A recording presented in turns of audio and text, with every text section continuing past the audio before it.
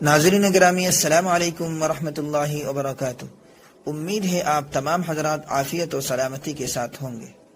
आज हम एक ऐसी तिलावत कलामुल्लाह लेकर आए हैं जो सुनने के बाद दिल बाग बाग हो जाता है। ऐसे लगता है कि अब कुरान करीम नाजिल हो रहा है। आप भी समाअत फरमाएं और अपने दिल और दिमाग को तिलावत कलामुल्लाह से मुनव्वर कीजिए। قل يا أيها الكافرون لا أعبد ما تعبدون ولا أنتم عابدون ما أعبد ولا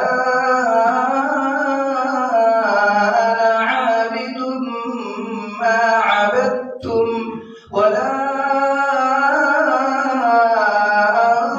أنتم عابدون ما أعبد لكم دينكم ولي دين